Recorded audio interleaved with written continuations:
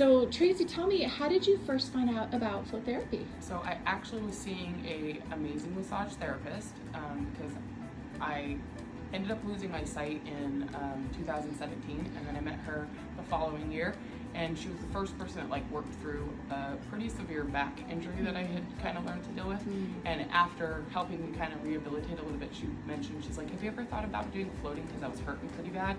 And I was like, no. And so she's like, well, I've heard about it. She had never done it, but she'd heard about it and had heard that it had done good things for people that had been experiencing pain like I had. So I was like, all right. So I looked it up and then ended up saying, you want to go? So we booked appointments, and then we went. Wow, now. What are the main benefits, would you say, you've seen with your consistent float therapy practice?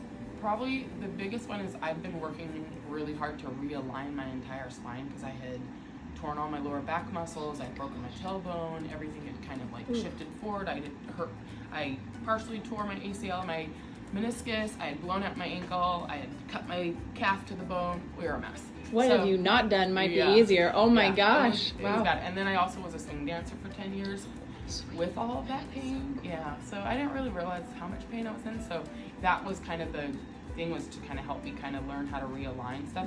But then I started noticing like it helped with my anxiety.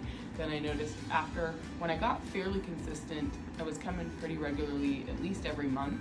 I noticed like it was one of the last times that I went before the pandemic. I got out and my energy was just like, I am ready for today. Like my energy was through the roof, which I was like, this is the first time for this, so okay, here we go. So it's just been, every time I do it, I just find more and more benefits from it. So it just helps me a lot. So love it. So what advice do you have for somebody who has not yet floated? So definitely watch the video and listen, because it's great advice, but also just kind of listen to your body. Because when you're laying there, if you kind of hurt a little bit, just kind of move. Don't move too much, so you don't splash too much. But just kind of like move. Okay, you have to kind of like listen, because things are gonna like release and stuff. And then just try to like breathe and try it more than once, because you gotta try more than once. Agreed. All right, so thank you, Tracie, for coming in today. It was awesome chatting with you. One thing you weren't aware of is we wanted to make you the member of the month, because you have been with us for several years now. You've been awesome. You supported us through COVID. Thank you. You're exactly the kind of member that we want to bring in here, and we want to be a part of the community. So, nice so thank you for you. being awesome. Yeah, and I knew from the moment I met you, I was like, she is going to be on our wall. That's so sweet. Thank you.